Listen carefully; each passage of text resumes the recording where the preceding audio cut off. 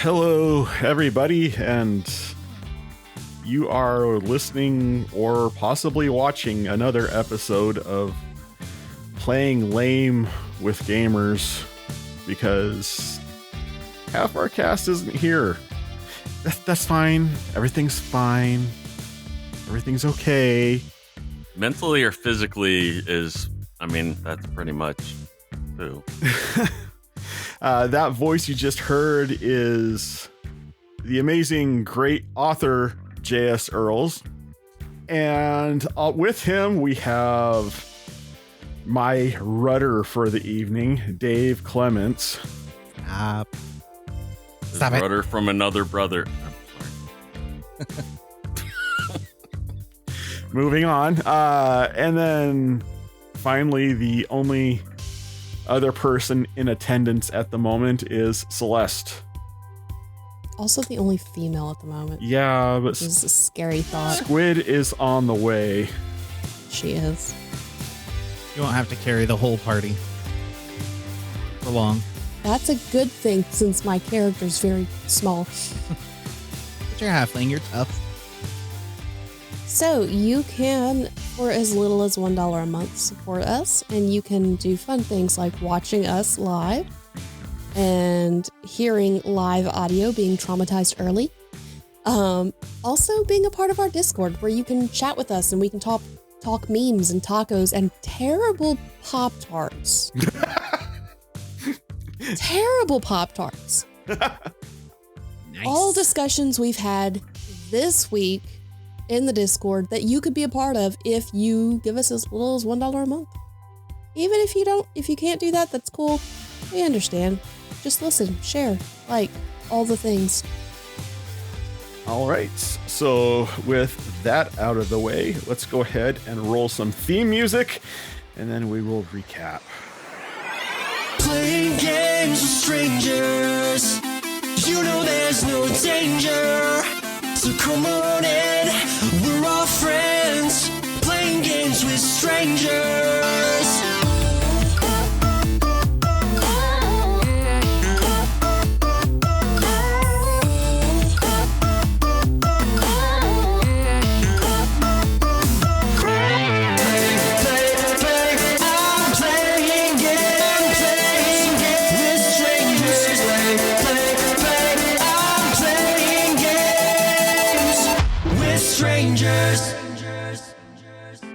So, I'm not Squid, but some things happened in the last session that you might want to know about. Callum had a chit chat with Keeper, and maybe he's the new Keeper, but maybe not. We don't know. Emryn had a conversation with Aileen briefly, and then talked to Bastille about housing her siblings with him for a little while, and then decided to try and use YouTube and find Ashley. Wilder got set up for a hot date with Leona, and Orbog and Emryn decided, hey, let's crash this because we don't know what romance is. And no, that was Pooh and Emryn. Oh, well, Pooh, Orbog, same mental capacity. That's about it. Unless I'm forgetting something important, which probably not. Why would I do that? All right, so we left off with Felix at home with a couple cold ones. We got Orbog, Aileen, and Emryn are at Castle Manlagar. Stumblefoot's non-existent, and Gareth is in the ground. Who, I believe, was also at Castle Manlagar. Underground, but not like buried in the ground. We haven't killed him in yet. the ground like he's dead, like under the ground. I didn't even think about that. Nice. We will start the next morning after the last session. So this is day 2 of the 10-day, if I recall. And Orbog and Aileen, you guys wake up to find Pooh is missing. Now, where did that bugbear go? Probably chasing Emryn. Mm-hmm. So the question is, where did Emryn go? Mm-hmm. But I feel like we have plenty of work to do here. Indeed we do. What's on the agenda? Keeping people alive. Manicures and pedicures. Do your feet even know what a pedicure is? They know. Because I have doubts. I have some serious doubts. I've seen your toenails. Yes, since this is riveting, you seem like you've been a little more powerful lately. Like, you got upgraded. Like, Oh? yeah. Are you trying to say I wasn't powerful before? No, I'm saying you're surprisingly even more powerful now. And I didn't think you could get any more powerful. Well, I'm not sure what you're talking about, but thank you. Well, you're glowing like you're pregnant, but I know you don't have a husband, so that's impossible.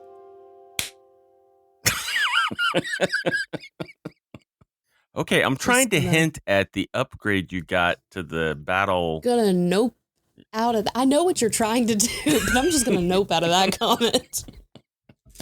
Did my mother send you? I feel like my mother sent you. That literally hurt when I slapped my forehead. Did it hurt more than what JS actually said, though? I don't know. That was the sound of Aileen through the chasm of alternate realities slapping Orbog. That's what that was. Yes, that's exactly what that was. Well, listen, I'm looking for a train. I'm not seeing a train. So, Well, maybe if somebody didn't call out the train every chance he got, you don't catch more. I've stopped. You did stop. I'll give you that. I mean, we've got a full castle of people to take care of, and I don't know that we really have too many people to help. Are you saying we don't have too many people to help? Your entire kingdom has been ravaged by Loth. You don't think that justifies help? I'm sorry. I'm a bit snappy. Oh, I'm Do we have saying coffee? like most of the staff and soldiers and everybody's gone from the castle, so we don't have people in the castle to help. Oh, we don't have assistance. Right. There is a difference. That's what I mean. But I know you like to look at everything negatively and put a dour note on it. Well, you just make it so easy, Orbog. I guess I'll go around and see how everybody's doing while you do whatever you need to do. That's probably a good idea. I'm gonna go make some coffee. Do you want some? Sure. Okay. Extra coffee. So Aileen is gonna go make coffee. So Orbog is going to patrol inside the castle, looking for people. He is specifically seeing if people need something, but also what he wants to do is encourage them to take care of each other. You start wandering around the castle, and as you go by the entryway, there's people coming in. You hear them talking about posters that the king has put up. When they're just saying the king, they're not saying, are they saying me or my father or? They just say the king. So I will walk up to some of those people and say, what posters? Oh, they're all about the city right now. They say where we were is where you belong. Sincerely, the Towerfall Regency. We thought that you had put them up, like in an attempt to reestablish normalcy. No, I'm bad with words, but those are very bad words, I think. So I would know that they're bad. I speak better with actions sometimes, but I guess I'm going to need to go figure out who did that. It's around. They're around the town. Are they inside the castle too? No, Good. it wouldn't make sense. I mean, why would you advertise within the castle? Yes, it was not me. Feel free to spread that around. Whether people take that wrong or right doesn't matter to me. That's not me. Some sort of collusion's happening here behind my back. Aileen's going to show up with a cup of coffee and pass it to Orbog. Okay, thank you, Aileen. You guys, everyone here, present, right now, the living beings, not the dead ones. The dead ones don't need to listen right now. But the living beings continue to care for each other the way that you have when you were with Gareth, who should be back sometime soon. I don't know where he went. I hear he's back underground, though. Right. We heard that he was in the ground as well.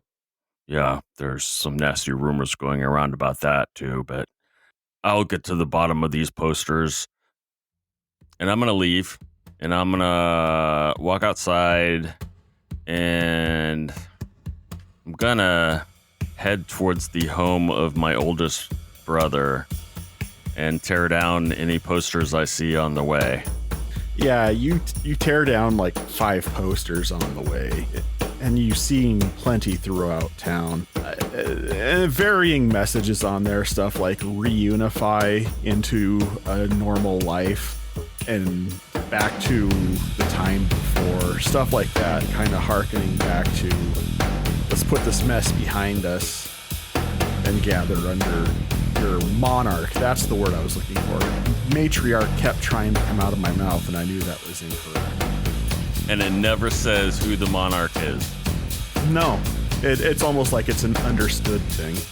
Well, if it's thinking it's understood by the public, they're going to think it's me. And if it says monarch, can that be female too? That can be female too, right? Mm-hmm. Well, I mean, I'm still heading to unless he moved, I'm going to the last place I knew where my older brother lived. So you travel to Nortau. You go to what you remember as the home of Lars, and there seems to be a group of guards guarding the gates around this almost palatial house that's set atop of a green hill, and the gate is locked, and there's 2 guards standing at the front of the gate, and they ask you about your business and why you're approaching the house of Lars Towerfall. As dogs bark in the background. Yeah. Quiet farm dog. Those are the dogs of war. Just to let you know. If you don't answer quickly, we will let them loose. Cry havoc. That's a really ferocious elderly poodle that's doing that barking. I just wanted to check on my brother and see how he's doing. Well, he's not here at the moment. He's in his throne room. Interesting. Okay, thank you so much. You've been wonderful. I hope he gives you a raise. We are paid very generously, sir. I'm sure you are. He's a giver. Orbog heading towards the castle, and he will tear down any other posters he sees on the way. On your way up towards Castle Skeletor, can you make a perception check for me, please? Thought I saw other posters. 19. As you get to the north side of the island, you begin to see the fields and woods past the castle. And in the distance, you catch some movement that draws your eye in the woods just south of Vonder. And you see what can only be described as a house moving through the trees. Like a 2-story house? It could be. Is this French country or? The from the top of it that you can see, it looks more like a shack than anything, but it's just the top of it that's sticking through the above the trees. The bottom is kind of concealed by the rest of the forest. I'll go check it out. All right, you start heading towards Vonder. I'm trying to be a good player. Hey, I don't tell you what to do, my dude. You could have gone and talked to Lars, or you could have gone that direction. I just give you options. Yep. Choose your own death. Choose your own misadventure. Let's go with you, Squid.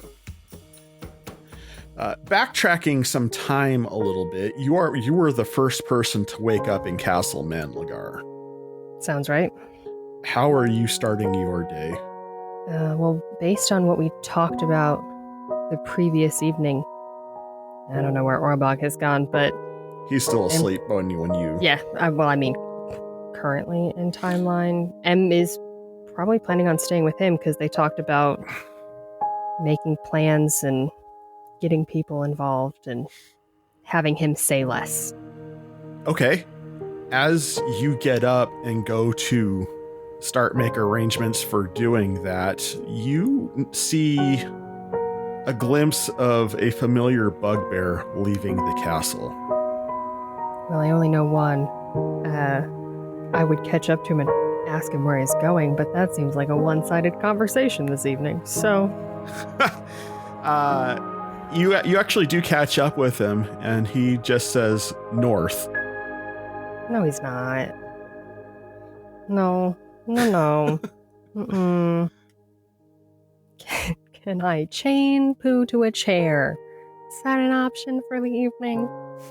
Well, I mean, stick him in a room. He's already outside the castle, so I mean, I'll go with him, I guess. That'll be fun.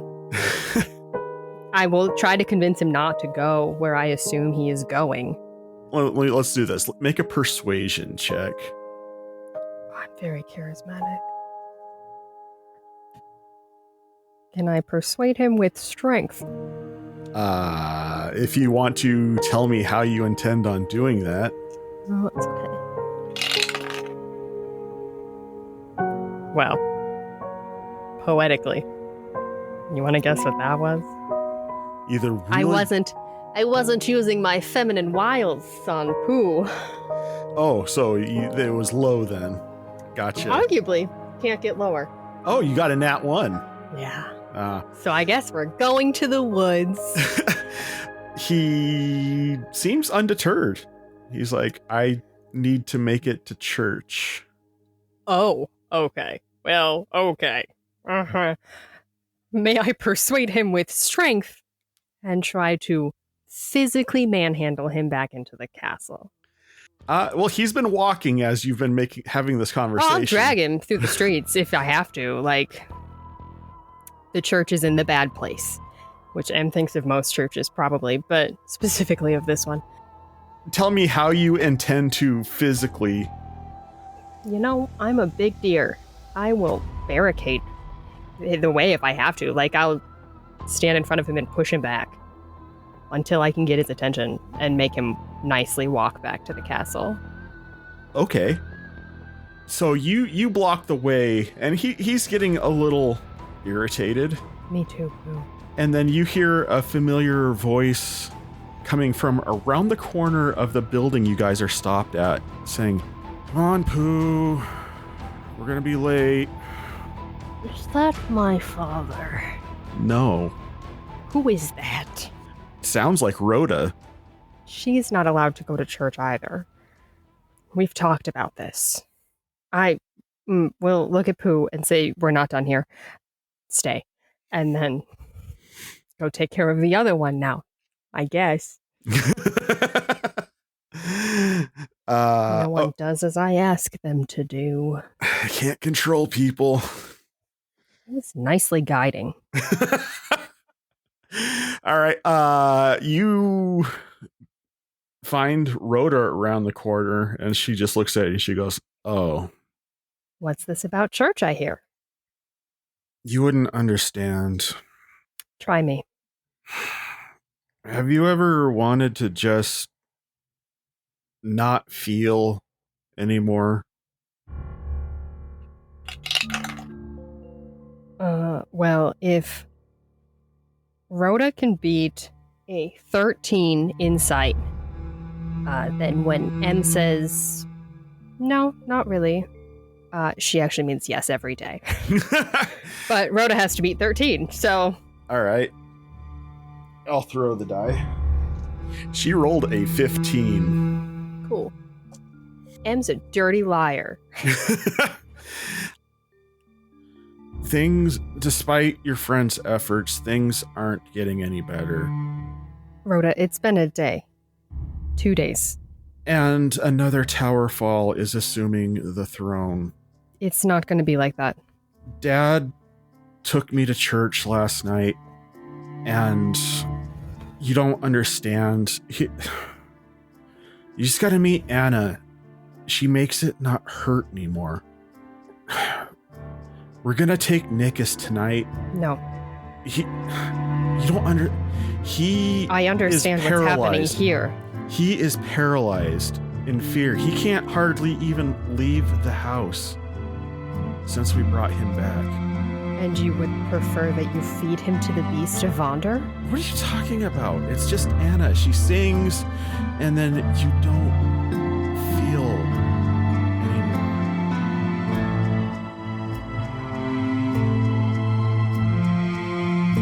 anymore. She is the prophet of Shar. You can't stop me. I can. And I will, if I have to. Don't you remember the stories? They're just stories. And you're more inclined to think that this person that sings in the woods has nice intent when all we've ever heard is opposite. All I have is my experience. Oh, good. Then I'm sure you have a whole lot. I'm going. And you can't stop me. Just like you couldn't stop Aileen from trying to kill Nikus, and you couldn't stop Nikus from dying, and you couldn't stop the landlord from kicking us out of the only home I've ever known, and you couldn't stop Mom from leaving. Instead of trying to save everybody, Em, why don't you try to save yourself for once? Because you're worth saving. Yeah, well, maybe I'm just ready to drown. Well, I'm not going to stop trying.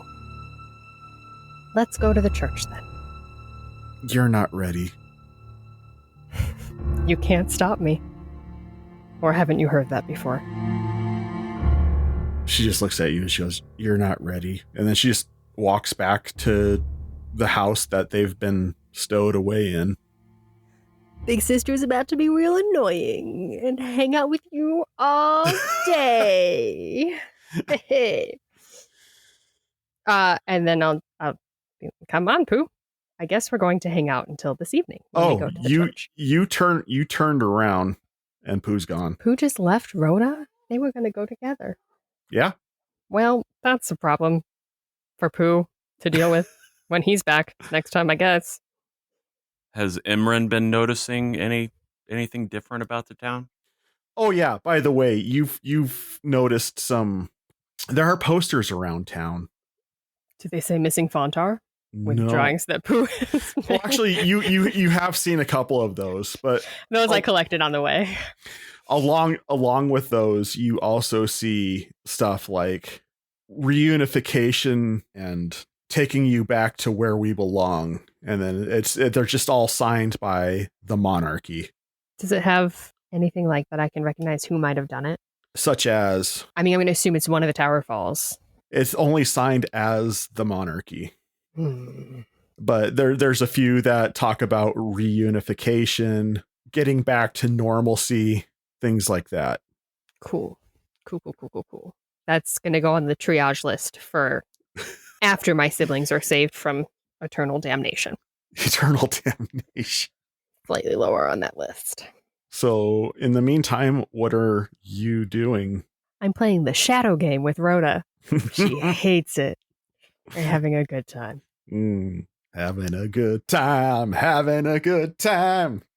Felix, you wake up on a couch, your daughter standing before you, giving you a strange look as you are sitting there, waking up with your arms around two what looks like lifeless bodies. Good morning. I know I was asleep. What's going on? Yeah, so you can blame my friends for this. Did anybody ever show up? Kai was supposed to bring a healer or two, or one or two.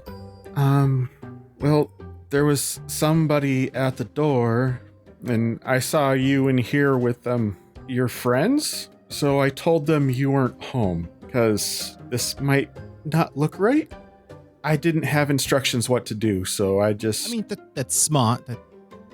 Don't talk to strangers and all. What did they look like? They looked like clerics? Well, shoot. You know what? Watch the door just for a second. I'm going to drag the bodies out the back door, and I'm going to check to see if they're actually alive still, if they're conscious, or, not dead. Neither of them are dead. Vault is comatose. Okay. Yeah, they're both basically just unconscious. I'm going to give Vault a good, hey, wake up slap. Yeah, nothing. Nothing. You already know that he doesn't have his soul. I'm going to smack him again. For good. Just for that good, give someone a slap feel. Right. So this is what it's probably like to smack Orbog. I like it. Okay. What to do? From Aileen, you start to hear a... I'm going to gently shake her to see if she responds. As you shake her, her eyes pop open and she starts shrieking. And your neighbors come outside into their backyard and they look over at your fence as they see you with a woman on the ground as you're shaking her and she's screaming. And another lifeless looking orc sitting next to you. Oh, sorry, Jim. Just brought work home. Never mind. Go back to whatever you were doing. Have you put new sod down? That looks amazing. That looks great. Everything's fine. I promise. He just gets a very shocked look on his face and he just kind of, I didn't see anything. I didn't, and he just kind of runs back into the house and you hear a door slam. Tell Leslie never mind. I was going to say hi, but whatever. Okay. This is not what I was planning on doing today. So, okay. Aileen, my name's Felix. We don't know each other, but you know my friend Emryn. Can you calm down, please? We need to talk. She's just staring at you with wild eyes. She's been through a lot. Can I get you anything? You're at my house. You're safe. Relax. Hey, kiddo, I need you to come here. Can you come back to the backyard, please? From inside the house, you hear her say, "You told me to watch the door." I'm telling you to come here now. Kids don't want to listen, and then they really listen, which is not listening. Okay. This sounds like you've had this conversation before. Yeah. She comes outside. She goes, "Oh, she woke up." Yes. Do you think you could get me a glass of water and maybe... Should I bring her some of the cookies you have hidden in that one cupboard that you think I don't know about? Shoot. No, they can stay hidden. But you could, up in the top right cabinet, grab the small brown bottle. Small brown bottle. Okay, water and bottle. Right, got a gold cap, no label. Just bring that to me. Okay. She goes in and grabs that for you and comes back out, hands them to you. I hand the water to Ashlyn, and I open the small bottle and suck down the bourbon that was in said bottle. Ashlyn takes down the water and with a dry, raspy voice of somebody who has undergone weeks of unimaginable experiences, she asks you, "Do you have anything to eat?" Hey, go grab those cookies. She goes, "I don't know about any cookies. I don't know what you're talking about." Can you stand? I can help you stand, and we can go back inside where you're more comfortable, and we'll get you fed. I might need some help. Right. Okay. I'm gonna bend down here. Just throw your arm over my shoulder, and all right. Can we try and lift you up? Can you stand? Make a strength check. Yay! That was a nat 1. Oh no. You try to stand her up as she tries to stand up, but you end up kind of hip tossing her over your hip. I'm sorry. Okay. You know what? Stay here. I mean, you're obviously not going anywhere. I'm gonna go grab some pillows, and we'll make you comfortable out here until you're ready to move. How about that? Sound good? Great. I'll just hang out here with this corpse. That's great. Oh no, he's not dead yet. I mean, it's complicated. But I'll be back. I run inside, grab the fluffiest pillows I have, which, given that it's a bat, well, I don't know. I don't know if Leona's, redecorated since Wilder's not been there or not. She's kind of cleaned up the house a bit and everything seems to be fairly straightened up. And as you are kind of milling through the house, you notice that she has some of her stuff there. Okay. I'm still going to grab pillows and go back out to Ashlyn. Okay. So does this work? You comfortable now? More comfortable, maybe? Yeah. This is fantastic. It's like living in the castle all over again. You don't have to be sarcastic. I'm trying. Sorry. I would hate to think that I was imposing any problems upon you. It's pretty inconsiderate of me. Oh, no. Not at all. I've had people in and out of this house quite a bit lately, and I've come to just expect it. So, you're perfectly fine. I'm gonna go get you some food. Do you need more water? Is there anything left in that brown bottle? No, but I do have more inside. I could get more. Let's do that. Okay. I'm going to look for the ingredients for Leona's special drink. Although I do think you said some of that was magic. Yeah. I'm going to grab whatever I can find that I think goes in it.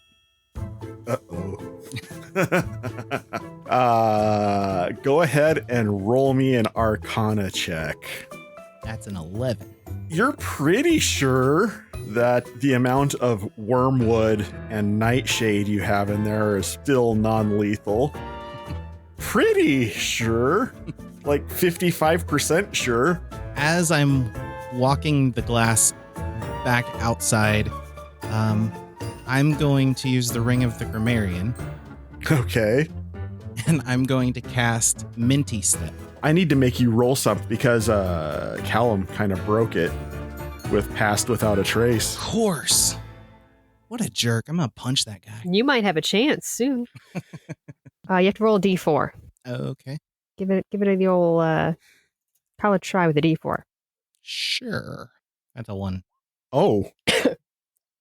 Let's just spit on my computer. Break out the table, John. Someone's about to be purple or flying or butterflies everywhere. Who knows? I need you to roll a D100 for me, Dave. 4. As you try to cast Minty Step, a flaming horse appears. And it's running around your backyard, and it is screaming in pain. Okay. This is cool. Gonna hurry out the door. I'm gonna go to hand Ashlyn the drink. Mm-hmm. And instead, I run up and, splosh it on the horse. the highly alcoholic beverage that you just poured on this burning horse, it's like throwing gasoline on a fire. It just... I would just like to say that Aileen has come to for the first time in weeks. She said she was hungry. She witnesses a man she's never met before shake her awake in dire pain and then throw gasoline on a horse. Life's good. Yeah. Aileen is beginning to wonder if she actually is dead and is in hell at this point. Because she literally watched a horse appear out of nothing and it's on fire. How many charges does this ring have in a day? It's once per day. Okay. Oh no. Shoot. Okay. Aileen, this is not normally how things function at my house. God, I hope so. Yeah, you know what? I forgot cookies. I need water for this horse. I'll be right back again. I run in and try and find a bucket filled with water. Does it have to be water? I mean, it doesn't have to be water. As you're looking for a bucket, you see Aileen kind of crawl across your backyard. She basically grabs a hoe. She starts using it as a makeshift crutch. And she's like, you know what? I'll just see myself out. No. Oh, just. No. Shh. Big girl's talking now. I've made some poor decisions in my lifetime, and Me too. they have led to this moment. And Same. I'm realizing I spent far too much time being upset about things beyond my control. And I'm gonna take this as a learning moment and try to find my protege and apologize. No, she's. I have a feeling I know where she's at. If you could just go sit down on my couch. Wait, what? You Yes. know, Emryn, right? how do you know Emryn? We've been friends for just a little while. I showed up with Orbog. Does she know that you have me captured in the backyard with the king? If I say yes, are you going to be upset? She just looks at you with the most confused look on her face. Like, how am I supposed to answer that? I mean, honest question. Yes. So, how about this? You relax. My daughter and I'll take care of you. I'll figure out what to do with him, and we'll get in touch with Emryn. She flops down on your couch. I guess wasn't looking forward to marching my happy butt through town anyway. I didn't think so. You sit tight, and I'm gonna go outside and take care of this horse thing. Relax. I'm sure we've got some books you could read. Probably nothing good, but yeah. Just make yourself at home. Elle, if you could help me out here. This is Aileen. She's Emryn's friend. Very important person. And I gotta go take care of this horse. Let me ask you this. What are you doing to take care of the horse? It's a family-friendly show. I can't say that.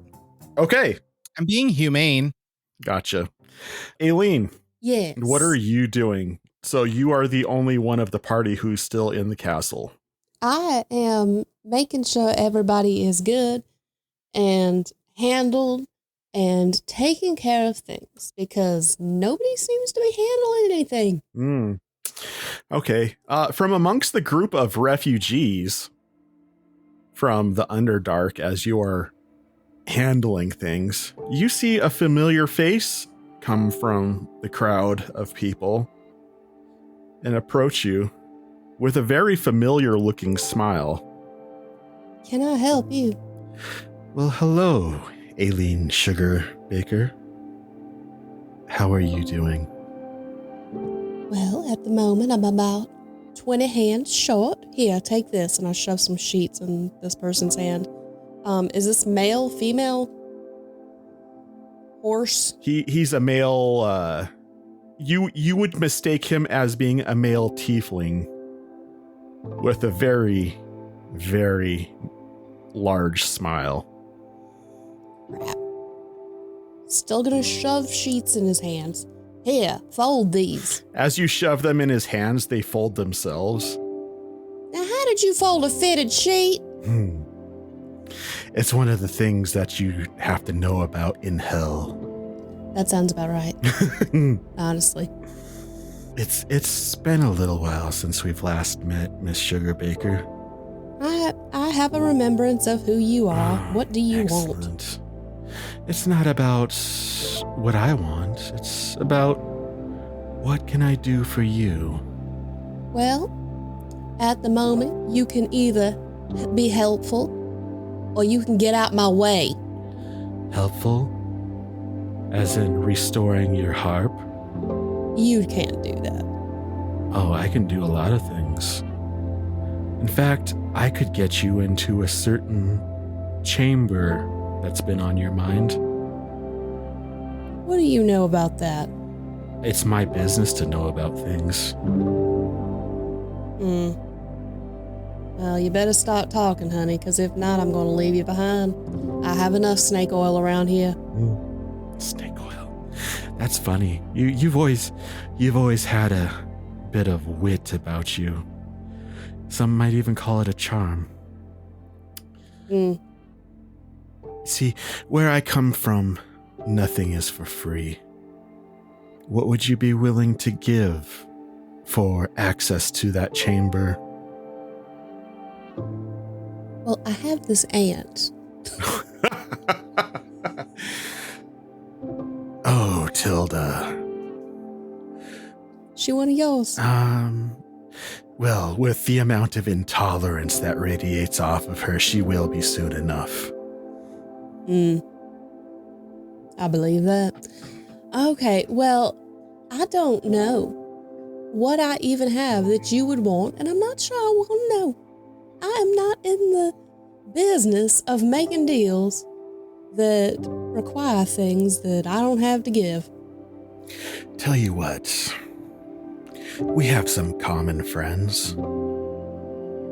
Let's just say you can call on me when you need me.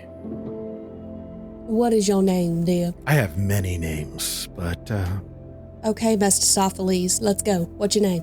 you can call me Loki Tom Hiddleston. Why does that make sense? Okay. Should I need you, I will holler for you. And just as a token of goodwill, he reaches out and just kind of strums your harp. That's for free. And then a jet of flame shoots up from the ground and he is gone. Good riddance. I love having all four of you separated. This is fantastic. Orbog, you make your way out to the woods, pursuing this house. After a while, you come across some large chicken tracks going in the direction that the house was moving. Are you still pursuing this house? He's trying to remember that did not go so well, and he feels like he's getting off track. Just because last time that we dealt with that person, we had a group of us, and he's alone. So he doesn't know that it's the smartest thing for him to go after that alone. So he's going to turn around and head back toward the castle. Okay. It sounds like suicide. No, as Orbog turns around to head back towards the castle, when you turn around, you see a hut, like a shack, behind you as you turn. I see it behind me. Yeah, when you turn around to head back to the castle, it's like it was there the whole time. And the door opens. Already gave at the office, thank you. There's no response from the house. He's kind of looking inside to see. As you look at the door, it's just blackness. Almost reminiscent of when you went into Beatles and James, or any of the tents at the carnival north of Waterdeep, which you would understand to be kind of like a portal. He's saying, "What the Hobbit," and walking inside. You walk in. It's a familiar looking house. And it's a familiar looking room. It's lit by a single table. And you hear a voice coming from all around you saying, Orbog Towerfall. Come in. What can Jadis do for you? Been a long time. You're looking well. Well, Did you do something with your hair? You don't actually see her, bro. So I mean, think he's just making small talk. I can see into you, Orbog Towerfall. He's gonna open his mouth so she can see better. Clever boy. Orbog Towerfall. For your whole life, you have been stuck to a name and a race that you haven't necessarily wanted, and an association that you may not benefit from. I see a forlornness associated with an age that you no longer want to deal with. You feel like you perhaps may be a lame duck because you think you might expire because of who you are or what you are. I just think it's reality unless you make a deal with the devil. Well, a devil we don't have, but a Jadis we do. Perhaps in lieu of a devil we can use a Sather Witch? Tell me, Orbog Towerfall, what would you like to be? Right now, I would want to be powerful enough to defeat Carrick and Zeos. Ah, but that is a long trek ahead. And we both know that the life expectancy of a half-orc may not go that far. What would you like to be? images of almost like a anthropological museum go before you as you see several different races and species. I don't know that I would want to change my species. Don't lie. Jadis can see that. Well, why are you asking a question if you know the answer? I want you to say it. I'm not. Words have power, or about Towerfall. Do you think in your diminutive status you can beat your brother? I don't. Perhaps. And then you see a blur of images go by you, and you see a large, imposing figure of a Goliath. Perhaps Orbog Towerfall, the Goliath. I don't know. Or maybe. And then she spins it again, and you see a large red dragonborn with fire blasting from his mouth. Orbog the Dragonborn. Can't you just make me taller or something? Is that I have to be a different species? Oh, come now, Orbog. We both know about the prejudices that occur within Towerfall and the half-bloods. You are accepted by no sides. How can you lead a civilization that does not respect you or accept you? Surely you can garner the will of the people if you were no longer a half-blood. The bane of both sides. No, I don't. Yes, you do. I feel like if I reject who I am, that they'll take it as me rejecting them. Ah, but you are already rejecting who you are. It was just last night you had told your friend that you wanted to reject your last name. The actual moniker of this land. But as a new man, a new being, you could lead them. Or maybe, as a new being, perhaps Emryn would look more kindly upon you. I don't know. Kai's pretty good looking, and she doesn't look at him very nicely. It's because she sees her father. Yeah, no one wants to kiss their father, especially me. So come, Orbog. Choose your future. If not for yourself, for the sake of Towerfall. Because we both know that Lars will only make it the double hell that it once was. Yeah, and I don't know how much I trust the other ones. What about a drow? Could you make me a drow?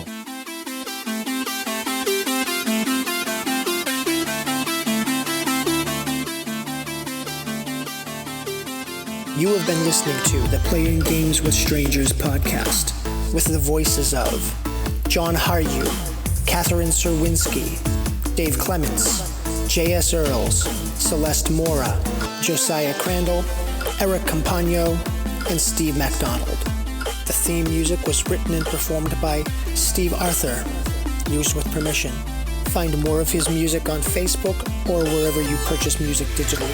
Please review this podcast wherever you download it from to help other podcasters find our podcast and join our community. And once again, thank you for listening. A massive thanks to our Blade Level patrons, Julie Earls, Aaron Peckham, Amanda Clements, Branson Boykin, Matthew Cosby, and Debbie Roth. Learn more and see how you can support the show by going to patreon.com/playinggameswithstrangers.